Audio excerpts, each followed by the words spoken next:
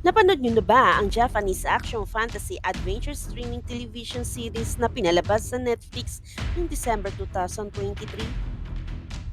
Ito ay live action ang adaptation ng manga ng Yu Yu Hakusho o Ghost Fighter, na produce ng Robot Communication at pinagbibidahan ng mga Japanese artists na sina Takumi Kitamura as Yosuke Uramishi o Eugene, na gumagamit ng ray gun at detective ng kabilang daigdig, Jun Sheson as Kurama na isang taong lobo, Kanata Hongo as Heye o si Vincent na merong third eye, Shuei Hosugi as Kuwabara Kazuma o si Alfred na merong spiritual sword, Machida Keita as Koenma o si Jericho na may chupon o pacifier na anak ni King Enma, Furukawa Kotone as Butan o Sherlyn na tauhan ni Koenma, at Shiraishi Sei as Yumikimura Keiko o Jenny na kababata ni Yosuke. Sila lang naman ang mga kilalang bida sa Yu Yu Hakusho live-action series na binuo lamang ng 5 episodes. Pero sa topic natin ngayon, kilalanin natin ang taong may likha ng manga series na ito. Paano ba ito nagsimula at bakit niya ito nilikha? Atin alamin ang misteryo ng Yu Yu Hakusho.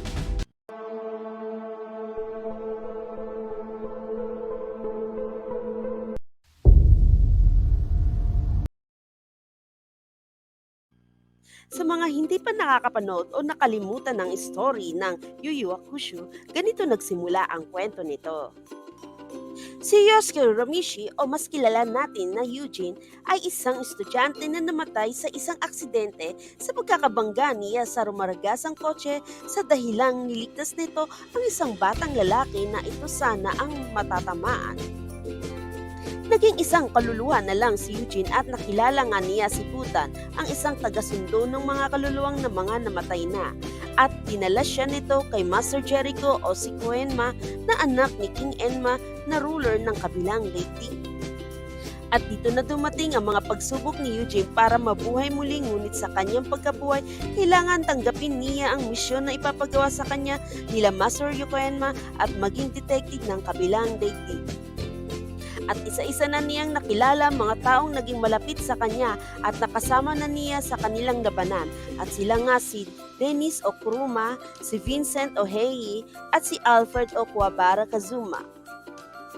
At para may pagtanggol ang mundo laban sa mga masasamang halimaw ng kabilang daigdig, ang Yu Yu Hakusho ay naserialize sa Shueisha sa Weekly Shonen Jump from December 3, 1990 to July 25, 1994. Nalikha ng isang magaling na manga artist na si Yoshihiro Togashi na isinilang siya sa Japan noong April 27, 1966. Siya lang naman ang asawa ni Naoko Takeuchi, the creator ng Sailor Moon. Kung hindi mo pa napapanood ang video natin tungkol sa histeryo ng Sailor Moon, ilalagay ko na lang sa link nito sa description box. Nagsimula mag-drawing ng manga si Togashi nang nasa first o second year sa elementary school, at nung high school naging member siya ng Fine Arts Club. At nakapag-aral siya sa Yamagata University, nag-aral siya ng education para maging isang teacher. Sa batang edad pa lamang ni Yoshihiro Togashi ay gumagawa na siya ng manga, at dito nga nakita ng Shueisha ang talentiya bilang isang manga artist.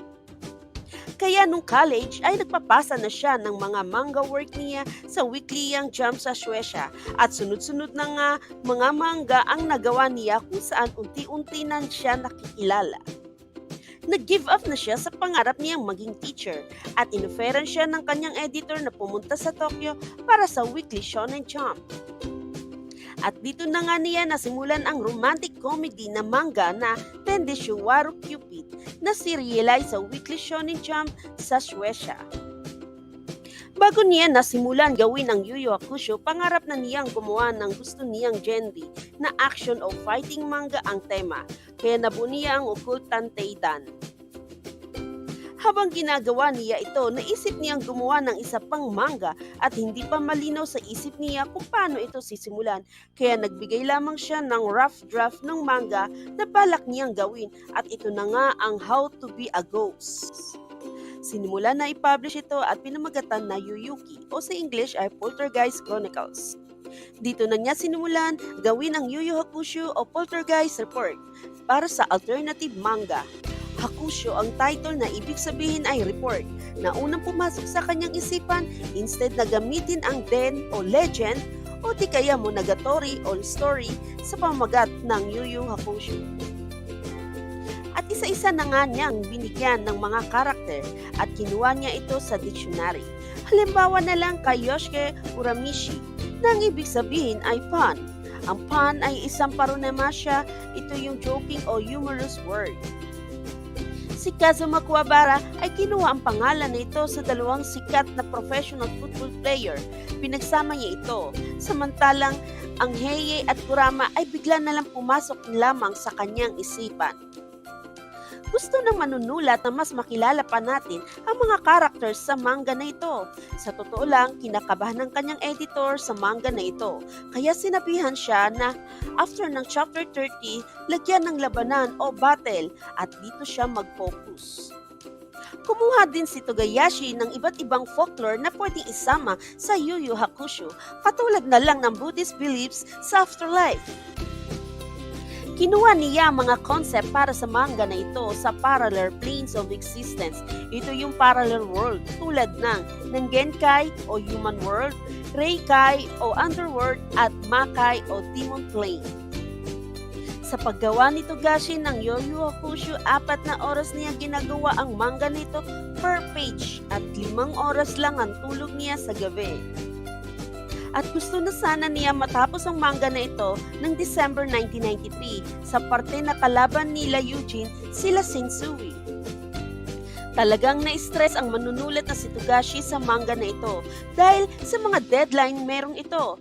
Dahil kulang siya sa kanyang tulog at overwork, humina ang kanyang kalusugan na naging dahilan ng kanyang pagkakasakit. Minsan na nga sinabi ng kanyang editor na i-cancel na niya ang Yu Yu Hakusho. Pero dahil sa magandang feedback nito, naging animated series pa nga ito. At inamin pa nga ng manunulat na hindi siya nakikialam sa trabaho sa paggawa ng anime ng production na ang kumikilos dito. Na ikinatuwa naman niya dahil ang mga voice actor sa anime na ito ay naging magagaling lalo na sa voice actor ni Kuwabara o si Alfred na pinapakita ang tunay na pagkatao ni Kuwabara sa kwento at damang-dama ito ng manunulat sa pagdinig ng boses nito.